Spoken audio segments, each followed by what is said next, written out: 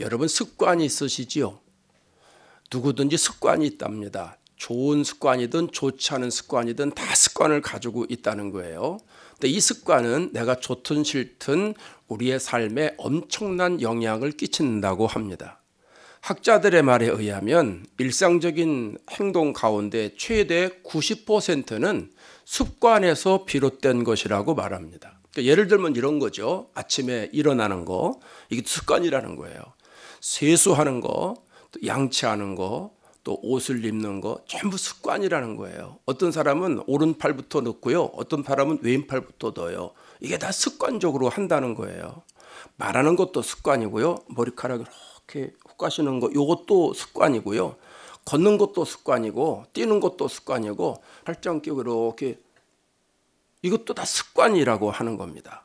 사소한 행동까지 모든 과정이 다 습관적으로 이루어진다는 얘기입니다. 심지어는요, 성격 있잖아요. 성격도 습관과 밀접한 관계가 있다는 거예요. 지금은 은퇴하셨지만 우리 근처에 계신 리고렌 목사님이 목적이 이끄는 삶에서 이렇게 말씀하셨어요. 습관적인 행동 방식이 성격이다 그랬어요. 습관이 성격을 형성하는 요소가 된다라고 하는 거죠. 그래서 좋은 습관은 좋은 결과를 낳고 나쁜 습관은 나쁜 결과를 낳는다는 겁니다. 습관의 힘이 얼마나 강력한지를 우리들에게 알려주는 것이죠. 근데 문제는 좋지 않은 습관입니다. 좋은 습관은 좋은 거지요. 더욱 발전시키면 되는데 좋지 않은 습관은 무의식적으로 되풀이되기 때문에 내 삶에 엄청나게 막대한 영향을 끼친다라고 하는 것이죠. 미국의 저명한 컨설턴트인 잭 하치라고 하는 분이 있는데 이분의 말에 의하면 습관을 바꾸는데 21일 걸린다고 합니다. 저 책이거든요. 한번 보여줘 봐요. 저 책에서 그렇게 말하는 거예요. 그러니까 21일이라고 하는 숫자가 마법의 숫자인데 습관에 따라서 사람마다 조금 차이가 날 수 있다고 말을 합니다. 아침에 일찍 일어나는 습관이나 또 일찍 출근하는 습관은 그걸 바꾸는 데는 21일까지 걸리지 않아도 된다는 것이죠. 그런데 어릴 때부터 형성된 습관이나 오랫동안 반복하면서 가졌던 습관은 21일이 지나도 바뀌지 않을 가능성이 있다라고 하는 겁니다. 그러니까 손톱을 깨무는 사람들이 있잖아요. 이렇게. 이거는 21일 이상 돼야 된다. 이렇게 생각을 합니다. 우리 교회가 바이블 타임의 성경 읽기를 하고 있는데 예전부터 성경 읽기가 습관되신 분들은 성경 읽는 게 어렵지 않을 거예요.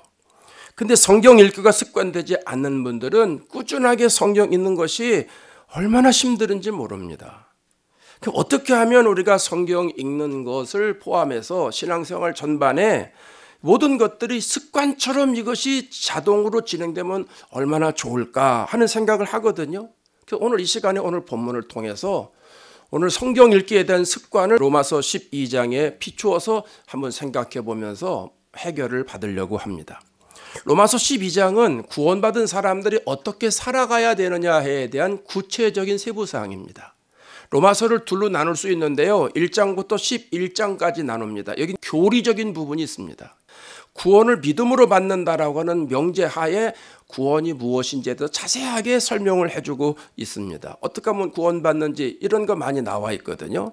근데 12장부터는 구원받은 사람은 생활 속에서 어떻게 살아가야 되느냐 실천적인 부분인데 가장 먼저 강조하는 말씀이 오늘 본문의 말씀이에요.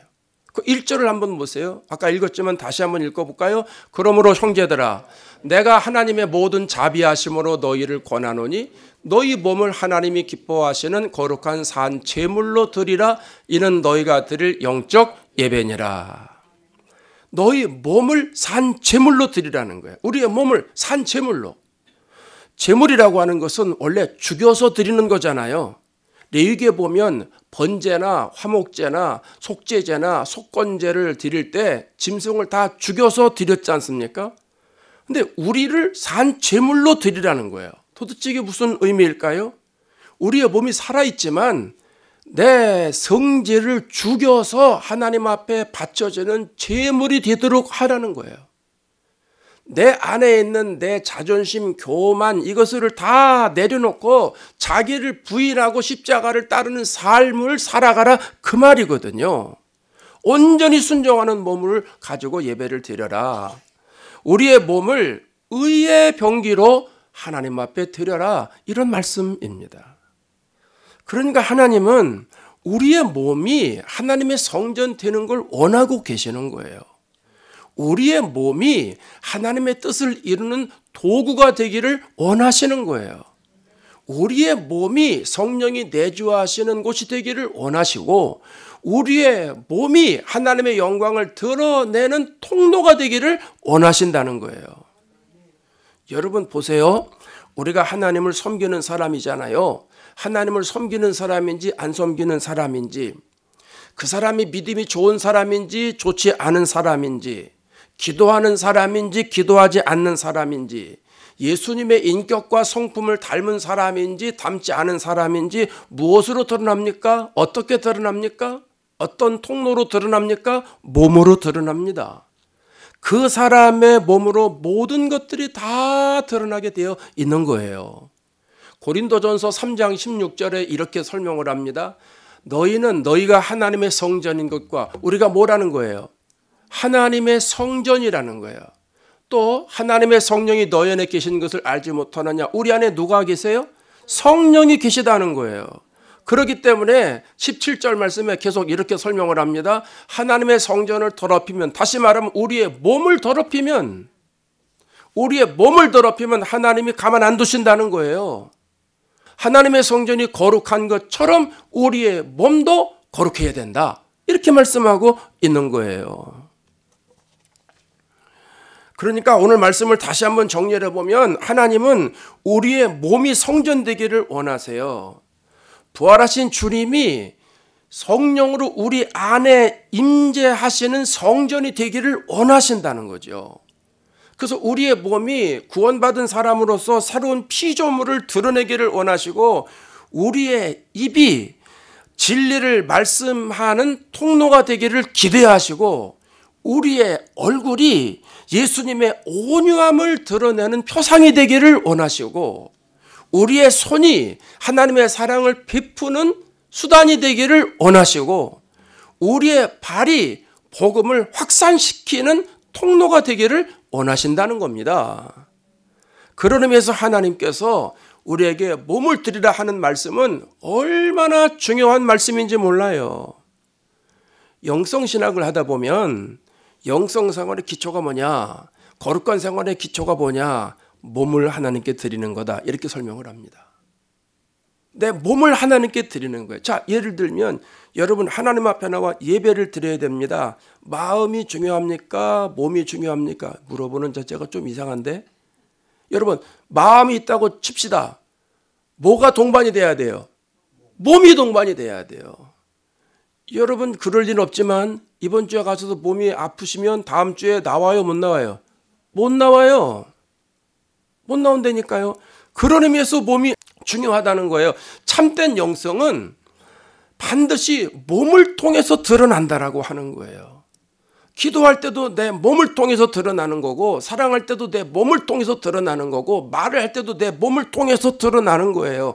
그냥 우리의 영적인 상태는 목소리로 판가름되는 게 아니에요. 할렐루야 이런다고 되는 게 아니고 까는 거지 목소리가. 난 그런 목소리 싫은데, 옛날에는요 부흥사들이 많이 그렇게 하셨어요. 근데 그때는 마이크 시설도 별로 현찮고, 그러니까 그냥 목소리로 만 해야 되니까 월요일부터 금요일까지 부흥회를 했거든요. 어떨 땐 토요일날 새벽까지 했어요. 그렇게 새벽, 아침, 저녁 계속 또 설교를 짧게나 합니까? 옛날엔 또 무지 길었잖아요. 그러니까 강사님들이 목이 쉬어서 할렐루야 할렐루야 그런 거지. 옛날엔 그래서 그런 거예요. 일부러 그렇게 하는 사람이 세상에 어디 있어요. 근데 어쨌든 우리의 영적인 상태는 말과 행동으로 드러나는 것이고, 인상과 눈빛에서 드러나는 거예요. 그러니까 여러분 오늘 밥 먹을 때 인상 다 피셔야 돼. 집에 가실 때도 환하게 가셔야 돼. 그게 여러분의 영적 상태라니까요. 왜냐하면 오늘 은혜 받으면 얼굴이 펴지잖아요. 은혜 받으면 내 마음에 하나님의 빛이 들어오니까 환해져서 인상이 달라진다니까요. 인격이 달라집니다. 성품이 달라집니다. 그런 축복이 오늘부터 저와 여러분에게 이어지기를 바랍니다. 요즘 새벽기도에 신명기 말씀을 보잖아요. 23장까지 봤는데 신명기 23장. 근데 거기 보면 22장, 23장 보면 이런 얘기가 나와요. 형제의 소나 양의 길을 이런 걸 보면 못 본 채 하지 말라는 거예요. 도와주라는 거예요. 붙잡고 있다가 나중에 그 형제에게 돌려주라는 거예요. 길을 가다 보니까 어떤 사람이 나귀가 소가 쓰러져 있는데 넘어져 있는데 그걸 못 본 채 하고 그냥 지나가지 말라는 거예요. 찾아가서 그걸 일으켜 세워주는데 도와주라는 거예요. 여자는 남자의 의복을 입지 말고 남자는 여자의 의복을 입지 말라는 거예요. 새해 보금자리에 갔더니 어미새도 있고 새끼새도 있고 알도 있어요. 몽땅 다 가져오지 말라는 거예요. 어미새는 남겨두라는 거예요. 형제들에게 돈을 구워주면 이자 받지 말라는 거예요. 또 이제 볼 일이 있어가지고 진 밖으로 나아갈 때 삽 들고 가라는 거예요. 그 변소 들고 갈 때 삽 들고 가가지고 거기서 용변을 볼 때 삽을 파가지고 용변을 넣고 다시 배설물을 다 흙으로 덮어라, 메꿔라 이렇게 말씀을 하세요. 제가 새벽에 말씀드렸잖아요. 부실은 시시콜콜한 말씀까지 다 기록해 놓으셨을까. 이런 건 뭐 안 기록해 놓으셔도 다 알아서 하는 거 아닌가 싶은 생각이 들거든요. 그런데 성경을 보면은 아주 구체적으로 자세하게 기록을 해놨어요. 로마서 12장 말씀부터는 우리의 삶의 실천사항이라고 그랬잖아요. 실천사항 어떻게 기록했는지 한번 보세요. 12장만 보더라도요. 아주 자세하게 다 기록을 해놓으셨습니다. 왜 그렇게 해놓으셨을까요? 하나님을 섬기는 사람들의 거룩은 일상생활에서도 그대로 나타나야 된다라고 하는 걸 말씀하기 위해서입니다. 거룩한 영성은 예배드릴 때만 나타나는 게 아니에요. 기도할 때만 나타나는 게 아니에요. 말씀을 들을 때만 나타나는 게 아니에요. 우리 삶의 모든 영역에서 나타나는 거예요. 가정에서도 거룩이 드러나야 되고 직장에서도 거룩이 드러나야 되고 사회에서도 거룩이 드러나야 한다는 거예요. 그렇기 때문에 하나님이 우리의 몸을 하나님 앞에 드리라는 거예요. 왜? 그렇게 하나님 앞에 드릴 때 그런 마음 가지고 우리가 살아갈 때 우리의 몸을 하나님이 사용하신다는 거예요. 그런 의미에서 하나님 앞에 우리의 몸을 거룩한 산 제물로 드리는 것이 얼마나 중요한지 모릅니다. 문제는요, 우리의 몸이 하나님 앞에 산 제물로 드려지는데 협조를 안 한다는 거예요. 성경 읽기 경험하셨을 거예요. 성경을 읽는데 여러분 몸이 쉽게 협조하던가요? 혹시 여러분 몸이 거부 반응을 일으키지 않으세요? 성경을 읽는데? 생각으로는 알아요. 이성으로는 알아요. 신앙으로는 알아요. 성경 읽으면 내가 하나님의 뜻을 깊이 알 수 있을 거야. 내 영성이 깨끗해질 거야. 주님의 심정을 소유하게 될 거야. 그래서 주님과 친밀해지게 될 거야. 성경적인 기도도 하게 될 거야. 말씀대로 살아갈 수 있는 능력의 사람이 될 거야. 그거 다 알아요. 그런데 집에 가서 성경을 펴놓고 읽을 때 내 몸이 순순히 따라주느냐 하는 거예요. 여러분, 몸이 힘들다고 반응하지 않으세요? 몸이 힘들다고 반응해가지고 자꾸 보면 몸이 자꾸 근질근질하고 이거 5분을 못 넘기고 넘기다가 자꾸 딴 생각 나고 눈은 여기인데 생각은 다 딴 데가 있고 막. 이게 왜 그래요? 몸이 안 따라주는 거예요. 몸이 집중을 방해하는 거예요. 왜 이렇게 성경 읽기가 힘들다고 그랬어요? 마귀의 방해라고 그랬죠. 성경 읽으면 하나님이 지혜를 주시고 능력을 주시고 권능을 주시니까 읽지 못하게 방해하는 거예요. 성경을 읽으면 성경의 비밀을 알아서 성령의 인도를 받는 삶을 살아가게 되고 주님과 동행하는 삶을 살아서 날마다 기쁘고 즐겁게 살아가니까 성도들이 그렇게 살아가는 것을 마귀들이 두 눈 뜨고 볼 수가 없는 거예요. 그래서 마귀는 우리를 인정사정 봐주지 않고 밀 까부르듯이 계속 마구잡이로 흔들어 댄다고 그러지 않았습니까? 그래서 우리가 성경인데 자꾸 힘들게 만드는 거예요. 그래서 못된 습관을 우리들에게 갖게 만드는 거예요. 그래서 결국은 어떻게 돼요? 우리가 성경 있는 걸 포기하고는 맙니다. 여러분, 마귀가 언제부터 이런 짓을 행했을까요? 역사가 깊어요. 아담과 하와가 에덴 동산에서 살 때 하나님의 말씀과 어긋난 행동을 하잖아요. 동산에 있는 각종 나무의 열매는 다 먹어도 되는데 선악을 알게 하는 나무의 열매는 먹지 마라. 그거 먹으면 너 죽는다. 아담과 하와가 마귀의 미혹에 넘어가서 그 열매를 따먹지 않습니까? 그로부터 모든 인류는 죄의 DNA를 가지고 태어난다라는 거죠. 그래서 그 결과 어떤 현상이 우리 몸에서 주어지느냐 하면 우리 마음에는 선을 행하려고 하는 마음보다 악을 행하려고 하는 마음이 훨씬 더 앞선다는 거예요. 다른 사람 칭찬하는 데는 얼마나 인색한지 몰라요. 근데 다른 사람들 깎아내리고 못된 짓을 전파하는 데는 시간 가는 줄 모르고 얼마나 재밌는지 몰라요. 그게 죄의 DNA가 우리에게 있다는 거예요. 우리의 몸이 죄에 길들여져 있다는 거예요.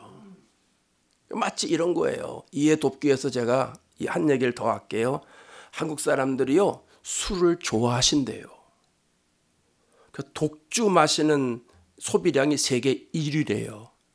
1위. 한국 사람들은요, 술 한잔 하러 갑시다. 아주 대수롭지 않게 얘기합니다. 그래서 언제 술을 마시는가 봤더니 기분이 안 좋을 때, 기분이 꿀꿀할 때 이제 술 마시러 간대요. 또 스트레스 받을 때, 술 마시고 갑시다. 술 마시고 풀어 뭐 이런다고 합니다. 자, 술을 마시는 사람들이 술을 계속 마시잖아요. 그럼 반복적으로 계속 마시면 우리의 몸이 알코올 농도에 적응되어 간다라고 하는 겁니다. 그래서 내 몸에서 새로운 화학 반응이 일어나 가지고 이제 술에 익숙한 몸이 만들어져 간다는 거예요. 그 사람들이 뭐라 그래요? 술을 마시면 술이 달어. 술이 맛있어. 그게 벌써 그 몸이 술에 익숙해졌다라고 하는 말이에요.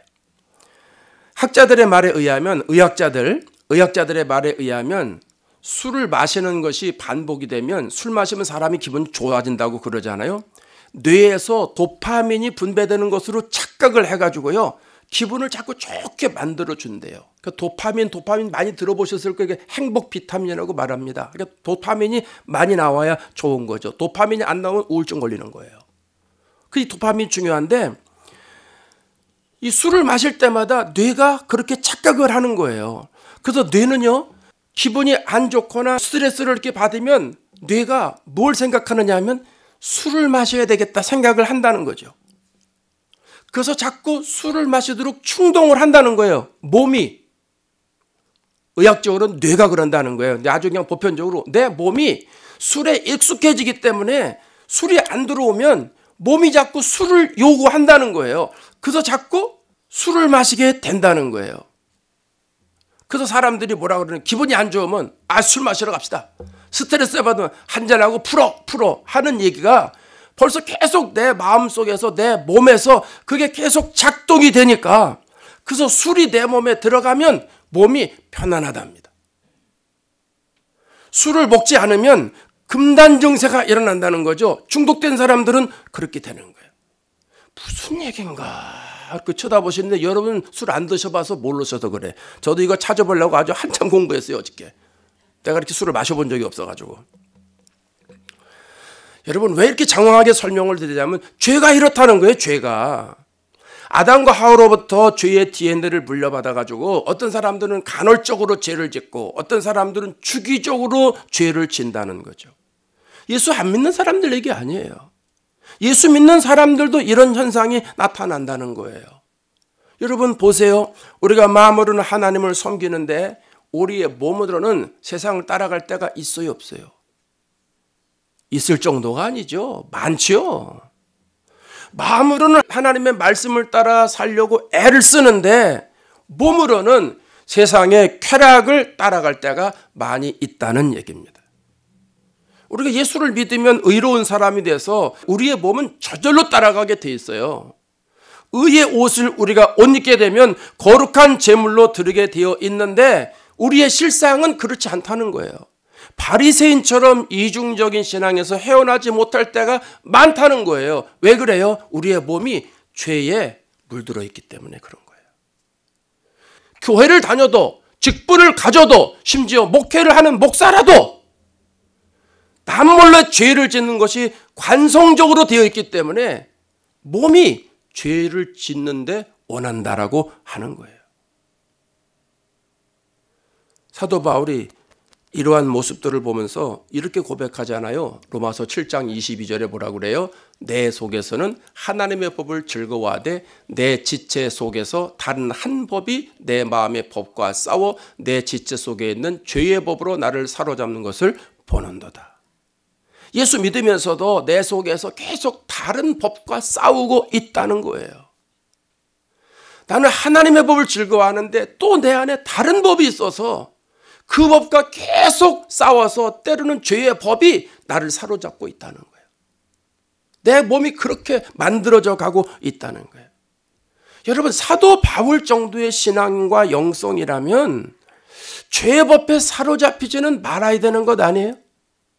적어도 예수를 20, 30년을 믿거나 목회를 하거나 장로가 되거나 권사가 되거나 이 정도 됐으면 죄의 법과는 상관없는 수준 있는 영성생활을 해야 되는 게 아니냐 하는 거예요. 그런데 우리의 삶의 현실은 어떻게 돼요? 그렇게 돼야 안 돼요? 될 때도 있지만 그렇게 안 될 때가 훨씬 더 비교할 수 없이 많다는 거죠. 육신을 입고 있는 우리들에게 이런 싸움이 계속 일어난다라고 하는 거예요. 그래서 갈라디아서 5장 17절에는 또 다르게 표현하고 있잖아요. 육체의 소욕은 다 같이 한번 읽어봐요. 시작. 육체의 소욕은 성령을 거스리고 성령은 육체를 거스르나니 이 둘이 서로 대적함으로 너희가 원하는 것을 하지 못하게 하려 함이니라. 육체의 소욕과 성령에 계속 내 속에서 대적한다는 거예요. 대적은요, 싸움할 때 하는 말이잖아요. 내 안에서 성령이신 생각이 있잖아요. 육체가 가지고 있는 생각이 있어요. 이 계속 갈등을 일으킨다는 거예요. 성경을 읽어야 되겠다는 생각이 있고 설교만 들으면 됐지 뭐 그것도 읽어야 되나 이런 생각 계속 싸운다는 거죠. 그래서 날마다 내 안에서 영적 전쟁이 일어나는 거예요. 내 몸이 영적 전쟁의 현장이 된다라고 하는 겁니다.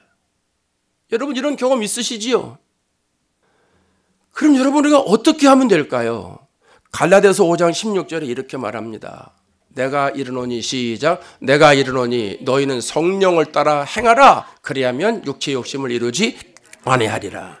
성령을 따라 행하라는 거예요. 성령께서 주신 마음에 순종하라 이 말이에요. 오늘 설교 제목으로 적용하면 성령께서 주신 마음 앞세우고 뭐 읽어라? 성경 읽어라 그 말이에요. 오늘도 읽고 내일도 읽고 모레도 읽고 계속해서 읽으라는 거예요. 사순절 기간에 읽고 또 읽고 읽고 또 읽고 옛날에 보고 또 보고 보고 또 보고 그런 드라마 있었잖아요. 그것처럼 성경을 읽고 또 읽고 읽고 또 보고 읽고 또 보고 읽고 또 보고 계속 그렇게 하라는 거예요. 그래서 몸이 성경 읽는 것에 몸부림쳐도 협력을 안 해도 반항을 해도 계속 읽으라는 거예요. 언제까지요? 몸의 습관으로 와 닿을 때까지. 내가 성경 읽을 때 몸이 순수하게 따라줄 때까지 계속 그렇게 읽으라는 거예요. 그렇게 내 몸을 만들라는 거예요. 습관을 바꾸는데 평균 21일 걸린다고 했잖아요. 성경 읽는 습관을 만드는 데는 21일은 더 걸릴 것 같아요. 마귀가 엄청난 방해가 있거든요. 그러니까 어쨌든 마귀의 방해를 물리치고 내 몸이 마음으로만 읽는 게 아닙니다. 생각으로만 읽는 게 아닙니다. 내 몸이 성경 읽기에 익숙할 때까지 계속 읽으라는 거예요. 그러니까 21일이 더 걸릴 수도 있어요. 근데 40일은 안 걸릴 것 같아요. 그래서 우리가 지금 계속 40일을 향해서 가고 있지 않습니까? 그러니까 이 기간 동안에는 누구나 다 성경 읽는 것이 익숙해질 것 같아요. 내 몸이 성경 읽는다 그러면 반가워할 것 같아. 히브리서 4장 12절에 이런 말씀하잖아요. 이거 다 외우셨을 거예요. 한번 다 같이 읽어봐요. 시작. 하나님의 말씀은 살아있고 활력이 있어 좌우의 날선 어떤 검보다도 예리하여 혼과 영과 및 관절과 골수를 찔러 쪼개기까지 하며 또 마음의 생각과 뜻을 판단하나니. 하나님의 말씀이 살아있지 않습니까? 살아있으니까 움직이잖아요. 활력이 있잖아요. 살아있는 물을 마시면 건강한데 하물며 말씀으로 천지를 창조하신 하나님의 말씀이, 하나님의 생명이 들어있는 이 말씀을 먹으면 내가 얼마나 영적인 에너지가 솟겠느냐 하는 거예요. 그래서 영이 살잖아요. 혼이 바로 되죠. 육체가 치료되잖아요. 질병도 치료됩니다. 왜? 말씀의 능력이기 때문에. 그래서 영적인 체질로 내가 바뀌어진다라고 하는 거예요. 우리 주변에 성경 읽어서 영원히 산 사람이 한둘입니까? 성경을 읽고 생각이 바뀌어진 사람, 가치관이 바뀌어진 사람이 한둘입니까? 성경 읽다가 몸에 질병이 치료된 사람이 한둘입니까? 성경 읽다가 삶이 완전히 달라진 사람이 한둘입니까? 수없이 많지 않습니까? 내 몸이 성경 읽기에 익숙한 몸으로 만들다 보면 성령께서 도와주시는 거예요. 그래서 말씀이 내 심령 속에 들어와서, 말씀이 내 육체 속에 들어와서 나에게 그런 역사를 이루어 가는 거예요. 그 빈도가 높으면 높을수록 마귀가 절대로 움직일 수 없어요. 그 다음부터는 내가 성경 읽는데 몸이 익숙해지는 거예요. 몸이 성경인데 습관이 되는 거예요. 그럼 그 다음부터 성경 읽는 게 얼마나 재밌는지 몰라요. 시간 가는 줄 모르고 성경을 읽게 된다는 거예요. 이렇게 우리가 성경을 읽자라고 하는 겁니다. 제 친구 목사 중에 아버지가 강원도 모 지역에서 술로 최고인 분이 있어요. 얼마나 술을 많이 마셨느냐 하면 하여간 그 타운에서 소문났어요. 술 그러면 그분 술, 그분은 늘 술 주자를 달고 다녔어요. 그걸 뭐라고 그래요? 주태백이라고 그러잖아요. 네, 주태백이요. 그러니까 그 동네에서 그분 따라올 사람이 없는 거예요. 근데 이 어른이 하루는 전도를 받았어요.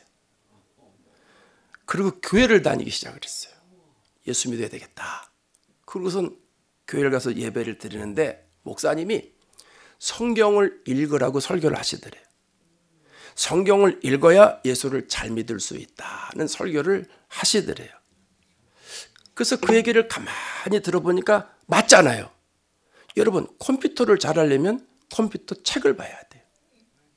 어떤 분야이든 자기가 그 분야에서 뛰어나려면 그 분야의 책을 봐야 돼요. 그럼 우리가 예수를 잘 믿으려면 그 분야의 책을 봐야 돼요. 뭐예요? 성경이에요. 예수 잘 믿는 비결은 방법 없어요. 성경 읽어야 돼요. 성경 속으로 들어가야 예수를 잘 믿는 거예요. 그래서 이 어른이 생각해 보니까 그 말이 맞거든요. 그래서 그럼 내가 성경을 좀 읽어야 되겠구나. 그리고선 그날 집에 가서 성경을 읽기 시작을 하는데 얼마나 힘듭니까? 얼마나 힘들어. 생전 성경을 읽어보질 않았으니. 성경을 읽는데 몸이 비비 트이고 그럴 거 아니겠습니까? 한 장 읽다가 오늘은 그만 읽어. 초신자가 이 정도만 해도 잘 읽는 거지. 아마 분명히 그러셨을 것 같아요. 그래도 이분이 계속 한 장, 두 장 성경을 읽기 시작을 했는데 이분이 술을 마시면 꾸준하게 마시는 것처럼 성경을 읽으면 또 꾸준하게 또 성경 읽는 그런 또 뭐가 있으시더라고. 그래서 이분이 성경을 꾸준하게 읽는데 어느 날부터 자기 몸에 이상한 현상이 생기더라는 거예요. 자기 몸이 성경 읽는데 익숙해지더라는 거예요. 자기 손이 성경으로 가더라는 거죠. 성경을 읽으면서 생각이 달라지더라는 거예요. 자기 인생을 어떻게 살아야 되겠구나 설계를 다시 하게 되더라는 거예요. 자기도 모르게 영적인 힘이 막 솟구치더라 하는 거죠. 여러분 밥 먹을 때 막 힘이 나지 않습니까? 그런 것처럼 성경을 읽으니까 이 어른이 솟구치더라는 거예요. 힘이. 그래서 성경을 읽으면 읽을수록 성경이 그렇게 맛있더라는 거예요. 이제 성경의 맛을 아는 거죠. 왜 시편 119편에 그런 말씀이 있잖아요. 103절에 주의 말씀의 맛이 내게 어찌 그리 단지요 내 입에 꿀보다 더 다니이다. 이 말씀을 이분이 이제 이해를 하게 된 거예요. 그래서 이분이 직장을 갔다가 끝나면 퇴근할 때 바로 집으로 옵니다. 전에는 참새방앗간이 있었거든요. 술 마시러 가야 돼. 한 잔이라도 마시러 가야 돼. 그러니까 그 동네도 최고 아니겠어요?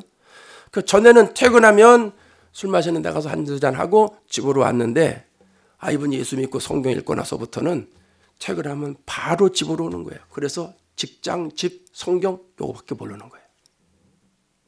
전에는 술로 최고였는데 성경을 계속 읽다 보니까 어느 날부터 성경으로 최고인 분이 되었습니다. 나중에 이분이 장로님이 되셨어요. 세례받고 집사가 되고 권사가 되고 장로가 됐어요. 충성하시다가 은퇴하시고 지금은 하나님 나라에 가셨습니다. 어거스틴이 이런 말 했죠. 성경은 하늘로부터 내려온 한 통의 편지다. 성경은 하나님 우리에게 써주신 편지라는 거예요. 방금 써서 보내셔서 잉크가 마르지 않는 편지와 같은 생명의 말씀이다. 이런 얘기를 했어요. 하나님이 여러분에게 편지를 보내주셨다면 어떡하시겠어요? 얼마 전에 아이비리그 합격자 발표 났잖아요. UC 계열의 합격자 발표가 났어요. 지금은 인터넷 들어가면 다 확인할 수 있지만 옛날에는 편지를 받아야 됐어요. 편지가 그 학교 마크가 찍힌 편지가 오면 학교에서 편지가 왔다고. 이게 뭘까? 합격인가? 뭔가? 그래서 열어봅니다. 여러분, 대학교에서 보내주는 그 합격자 발표가 담긴 편지 내용을 봐도 그렇게 반가운데 생명의 말씀이 담겨져 있고 우리가 영원히 갈 수 있는 천국에 대한 말씀이 담겨져 있는 이 말씀을 하나님이 보내주신 편지라면 우리도 반갑게 열어볼 것이 아니겠습니까? 여러분, 성경을 읽는 습관으로 만드는 몸을 만드는 것 쉬운 일이 아닙니다. 성경을 습관적으로 계속 만드는 몸을 만드는 것 쉬운 일이 아닙니다. 마귀의 방해도 있지만 육신의 생각도 있고 여러 가지 복잡하기 때문에 쉬운 일이 아닙니다. 그래서 하루아침에 되는 것은 아닙니다. 그러나 하루 지나고 이틀 지나고 3일 지나고 4일 지나고 계속해서 인내를 가지고 성경을 읽으면 어느 순간부터 몸이 성경 읽는 거에 익숙해집니다. 성경 읽으면 몸이 기뻐합니다. 몸이 즐거워합니다. 그 전에 있었던 못 넘는 고비를 넘어갑니다. 운동할 때 러닝머신에서 뛴다고 생각해 보세요. 처음에 내가 20분을 뛰리라. 처음에는 얼마나 힘들은지 몰라요. 그러나 힘을 내서 인내하면서 계속 뛰다 보면 어느 날부터는 20분 훌쩍 넘어갑니다. 그 다음부터는 20분 가지고 운동이 안 됩니다. 30분으로 더 늘립니다. 운동 효과가 나타난 것이죠. 어제까지 28일이었습니다. 이제 앞으로 12일 남았는데 이제까지 성경을 읽으신 것보다 앞으로 성경 읽으실 때는 훨씬 편하실 거예요. 여러분, 꾸준하게 이 기회를 놓치지 마시기를 바랍니다. 꾸준하게 40일까지 가면 좋은 습관으로 자리 잡게 됩니다. 그전에는 재미없는 성경책이었는데 이제는 재미있는 성경책으로 인식이 바뀌어진다는 거죠. 우리의 몸이 성경 읽는데 익숙한 몸으로 변화되어 가지고 하나님이 기뻐하시는 거룩한 산 제사로 드릴 수 있게 된다는 것입니다.